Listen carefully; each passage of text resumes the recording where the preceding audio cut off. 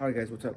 Before we get into the video, I wanted to bring you guys and show you guys some product that I use in the business that I have here. As you guys know, I install these letters here onto tires on a variety of cars. Have these just as an example here. I got some Falcons, some Dodgers, some Mickey Thompsons. But I use these two cleaners here. This is the same one, two all-wheel cleaners here from Super Clean. And I already had this one. These are the ones that Super Clean just sent me. And this is a degreaser here to clean up these letters. I like using this one after I sand the tire to adhere these on. I clean up the tire real good, so when the customer picks up the car, you know, everything looks fresh. And then I usually always package these in a little bottle here, a little 4-ounce bottle that I give to customers, especially when they buy the first kits, to clean up the letters. And it works great. It works really good. I will eventually show you on a later video, because I use Super Clean a lot, how to go about the cleaning process, probably even the install process on that. But in just general, I use these two materials here, these two products here to clean my material, and it works great, man. So I really recommend it to such a degree where I have you know, the big bottles here that I keep in stock for all the letters that I have ready to rock. But other than that, let's get to the video. What's up, guys? Welcome back, man. So with this video here, we're bringing you today is officially my off season. Time to get the car ready for the upcoming years, 2026. Well, we got some pretty I can say some pretty big plans. We're at a new track, as you know, out in Perris. If you've been keeping up with me, if you haven't, check out the latest videos of those. It's a no prep, so we're out there trying to put in work, trying to get into I'm in the high 4 seconds. There's a 16th of a mile, so very short, but it's no prep. I got into the high 4s. I know with some adjustment I get into the mid 4s, but the real goal is to get into the low 4s and even possibly step into the 3.9s, 3.95s, all that. So in order to get that is we got to do some adjustments, man. So let's get right into it. All right, guys, so we're getting into the car. All right, so I guess to just give you a quick rundown, if you guys new to the channel here, 2025 was good for me. I'm getting back into the swing of things. It was off for about a year and a half, 2. Son was born in 2023. Took care of all that. I had a new place here in Bellflower. Dogs are situated. Everything looks good. We're finally making progress in 2025 back at the drag strip. You know, making the adjustments. We're at no prep. It looks like is going to be our thing for the moment, because that's all we got near us, and that's what seems to be pretty in. So we're gonna do that. So anyways, the first thing on the list to do this thing is that I noticed that my fuel pressure was kind of having some issues. I'm not gonna turn on the car. I will eventually, maybe, I don't know this video or not, but got my fuel pressure here. So on idle, I'm supposed to be at like a 45 psi, just above. Each line is about 4 psi, right to 60. At idle 45, and it boosts reference, so it goes up to 60, 61, 65, whatever it needs, depending on the boost. The thing is that when I would adjust it, you know, be running, and then I'll turn off the car and I'll turn the car back on and it'll shoot up to like 60, right? And then I would adjust it again and it'll go back down while the car is running, and I'll do my thing, and then I'll turn it off and turn it back on to shoot back up to 60. So I'm kind of did my research, called Fore, because that's what I have, a Fore Innovations dual pump on this thing, full E85 on a single turbo. Is that probably more than likely is you're gonna have to check the lines, more than likely the return line with the fuel filter running through it, right, as it's cleaning it. Check that, see how that's going. It's probably a good idea to change that. I think it's an 88 millimeter fuel filter. Change that filter in there, put a new one, and then see how that's running. Check it again. If it's still doing the same thing, more than likely probably the fuel regulator might be on his way out, or out already. Obviously, it's not controlling the fuel, right? So I have a feeling that's what it's gonna be. I put this fuel system in there late 2022, raced with it for about half a year, pushed it, all my testing, all that. And this year we raced a lot, especially the last 6 months. We were at the track easy 6 or 7 times, pushing her 3-4 runs each time. So fuel regulator more than likely might have an issue, but if it's a fuel filter, if it's a fuel filter, then that's even better. So let's get right to it.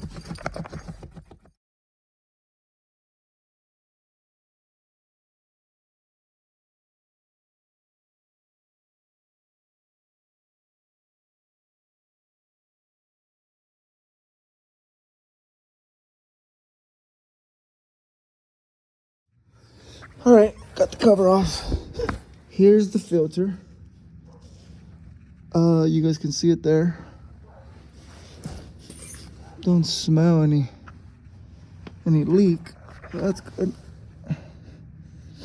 It's going fuel. It's feeding. Yeah, I'm sorry. It's a few filters on the feeding lines. That feeding line is going straight to a block, which is right there. And it's here. Okay, so the first thing I want to do is I want to check this thing here. So I'm gonna get this removed here, open her up, take a peek. I don't know if I see some gas there. I don't know. Look, I'll find out, but we'll see. Let me get this thing off.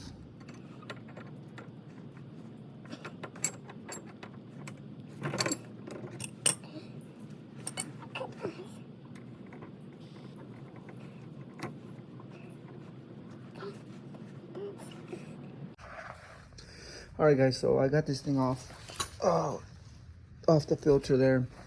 I kind of inspected it. This is a filter that is removable. Don't really see it, you know, too messed up. I mean, it's disposable. So I'm still gonna order a new one, but I really don't think this is the problem. I think the problem's gonna be with the regulator. But we'll go from there. We'll see. We'll see what it has to show us. I'm gonna put this thing back together just that way it's not gonna just stay a steady leak like that. I have it connected. Order this piece up. When it comes, put it on, put everything back on, and then try her out and see what's going on. Is the fuel pressure, you know, being regulated, or is it not? But I have a feeling that it's gonna be the fuel regulator, because this is on the feed line anyways. The problem they recommended to look into is the return line or the regulator, but it's gonna be the regulator, I'm almost positive. But let me put this back together and then we'll go from there.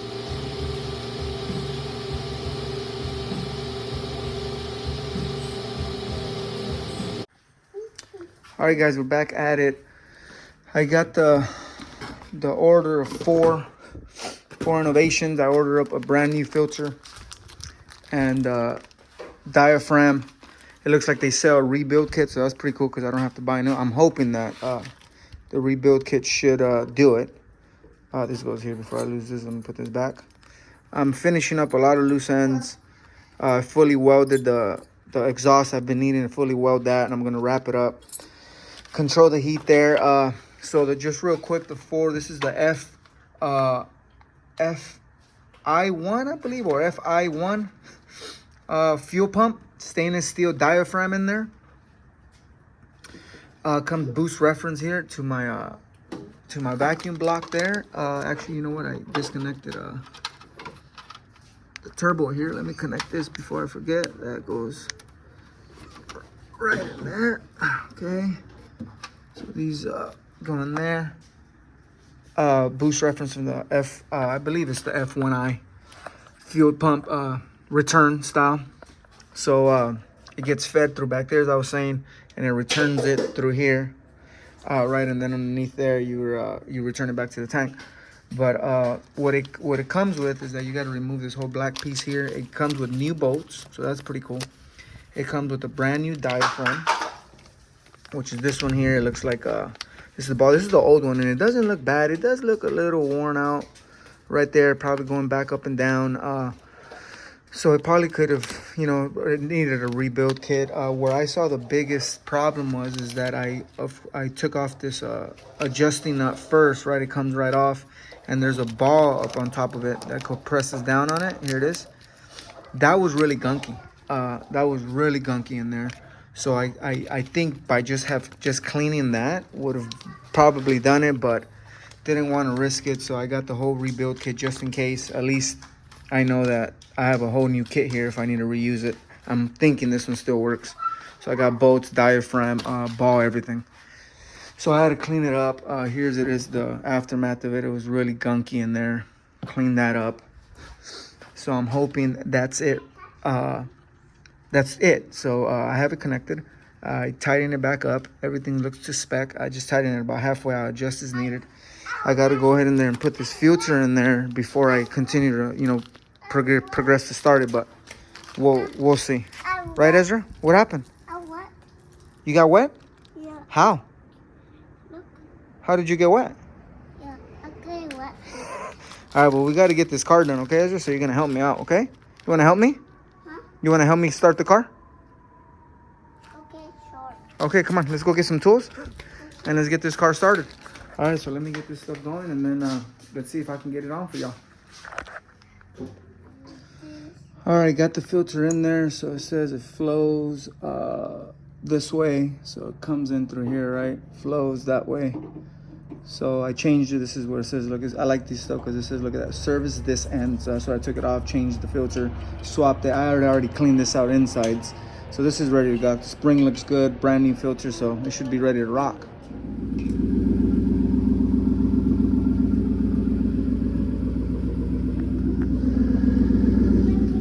All right, guys, so this is where I'm at with the whole fuel regulator and other things to get done, but we're good. Fuel regulator, if you saw the car is on, or if not, you're about to see it's on.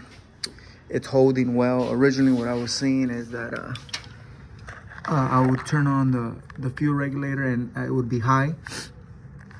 So I would come here and adjust, right? And it would be good after I adjusted here. But then when I would go back here and I would turn off the car and then check again, the fuel pressure would shoot up again. So what I'm thinking it was I removed this top nut here and it was all gunky. Hold on, Ezra. Give me a second. It was all gunky in there and I cleaned that up. Well, I didn't clean it. I mean, I did clean it up, but I still put new parts in there. There's a new diaphragm in there. There's new bolts in there. There's a new ball in there, new ball bearing in there. So it was bolts, ball bearing, and diaphragm. That's completely new. I still have the old. See, but let's get this car down and let's get her drivable.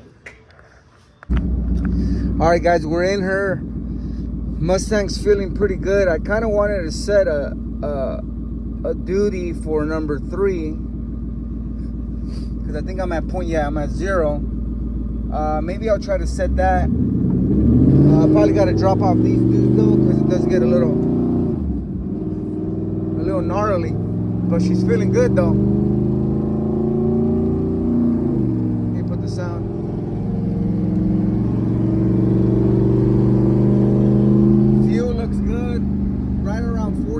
PSI on regular, you know.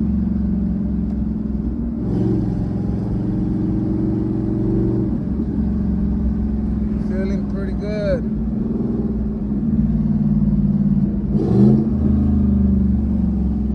She's downshifting well. Just barely put some motor oil. Just changed the motor oil. I'm going with the Fore Performance filter now instead of the regular Motorcraft. I'm going with the VR1 racing oil. I hear good things about that. I got no cats, no anything like that, so I shouldn't affect them, but you know, it looks pretty good. All right, let's get popping.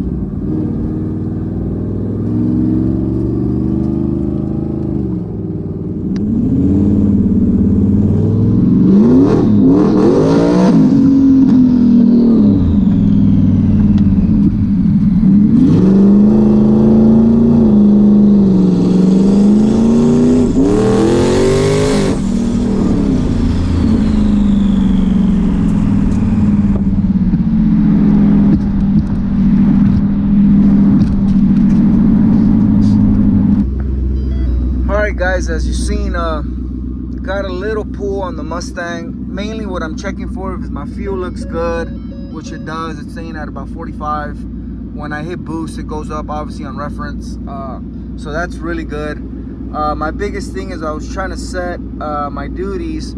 So I'll tell you right here, at 1 I'm at 10.4, preset 2 I'm at 7.4, no prep, 10.6 10 on 3, 4 is 8.1, 5 it's I gotta set it, 6 I gotta set it, scramble I got it like at 10, but now since I hit 3 on 10.6, I think for 5 and 6, since I have low ones from 1 through 4 essentially, or you know, few 5 and 6, I'm gonna try to set for